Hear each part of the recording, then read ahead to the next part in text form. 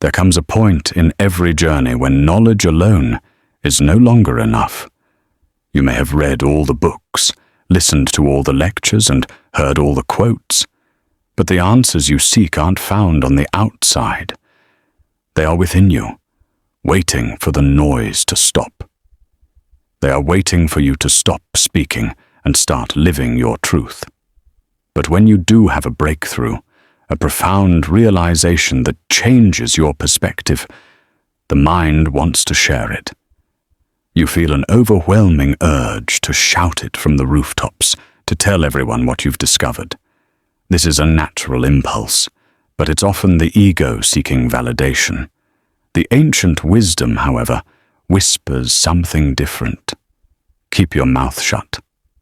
The truth isn't shameful, and it doesn't need to be hidden. It's like a seed. You don't yank it from the soil the moment it sprouts to show others. You protect it from the wind and give it time to take root. Speaking too early is a form of ego. We talk because we want to be seen and praised for our insights. But wisdom doesn't thrive on validation. It thrives on stillness, on being tested, and on being lived. The pain of awakening and the discipline of silence. Awakening can be a painful experience because you begin to see what others do not. You'll walk a different path. Your eyes will change what they find beautiful, and your ears will grow tired of noise. You may outgrow environments you once cherished, and this shift can lead to a profound loneliness. This loneliness tempts you to explain yourself, to prove you've changed. But silence is your true teacher. In silence, you're not convincing anyone. You're simply living the truth you found. The strength of your transformation isn't measured by how many people you tell, but by how deeply you embody it. Keep your mouth shut, not because others are unworthy, but because the sacred must be protected. You will come to realize that not everyone deserves access to your inner world, not because they are bad, but because they are not ready.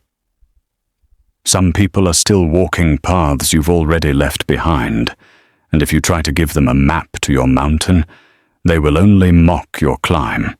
You are not here to convince, you are here to evolve, and evolution is often silent. It happens in quiet moments when you choose discipline over desire, when you walk away from chaos instead of engaging it, and when you sit with your pain instead of running from it. These moments make you unshakable.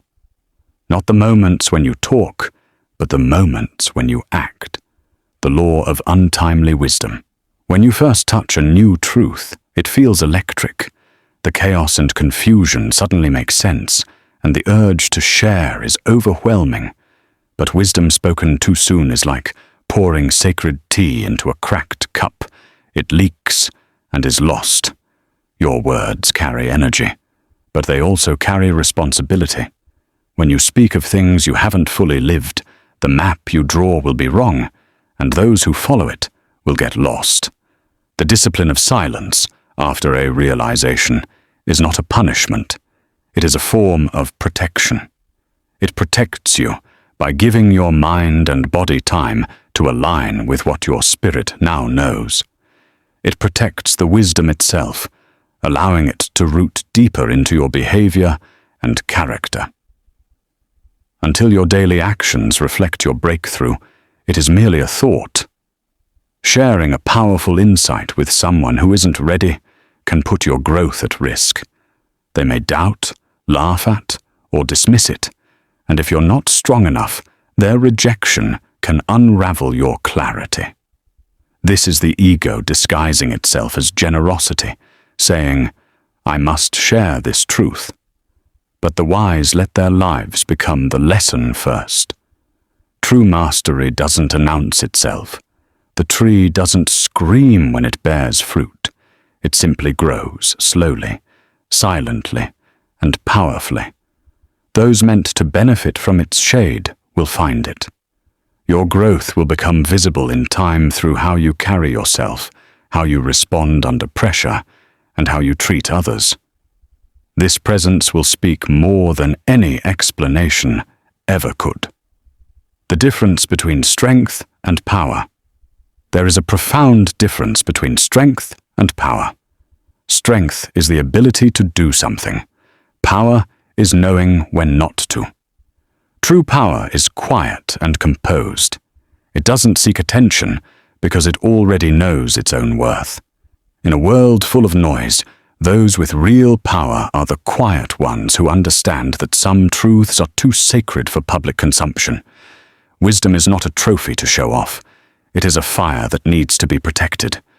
Restraint is the mark of someone who has mastered their power. It means you have trained yourself to resist the impulsive urge to react, to speak, or to correct. It means you can sit in silence when provoked and allow someone else to be wrong without needing to feed your ego. The moment you feel the need to prove yourself, you have placed your value in someone else's hands, and that is insecurity, not power. The more you know yourself, the less you need the world to know you. You stop needing to win conversations or chase applause. You allow others to underestimate you because you've learned that your truth doesn't require their approval. This silent, anchored, unshakable power is what makes you untouchable. Restraint also sharpens your power. Every time you hold back when it would be easier to speak, you train your inner warrior. You channel your energy inward to refine yourself. And with each act of restraint, your awareness deepens. You become a deliberate expression of your truth, not a reaction to the world. The language of silence and the path of becoming. The most powerful thing you can do on your journey is to say nothing. Silence is not the absence of power. It is the presence of mastery. It is a choice made not from fear, but from clarity and discernment. In silence, you discover your own motives. You learn to listen not just to what is being said, but to what is not. Your perception sharpens, and you become more sensitive to the energy around you. In relationships, silence can be more healing than confrontation. Sometimes people don't need your advice, they need your presence. When you stop interrupting their process with your words, you give them the space to process, reflect, and grow. This kind of silence is an act of love, showing that you trust them to find their own way. The world will try to provoke you, but in silence, you learn to wait. You learn to respond from strength, not emotion. Your words, when they do come, will carry weight because they've been tempered by silence. The path to wisdom is not paved with words, it is carved in silence. When you have truly understood this, you no longer feel the need to convince the world of who you are. You simply become. This becoming happens in quiet moments when no one is watching. In that stillness, you are strong. Your life becomes the proof of what you know.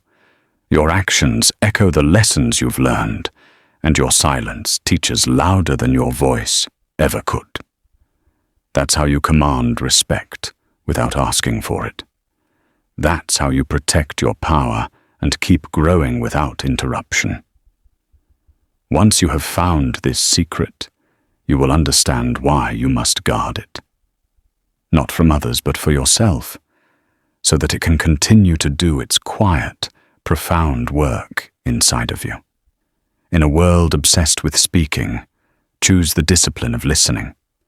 In a world addicted to noise, choose the courage of stillness.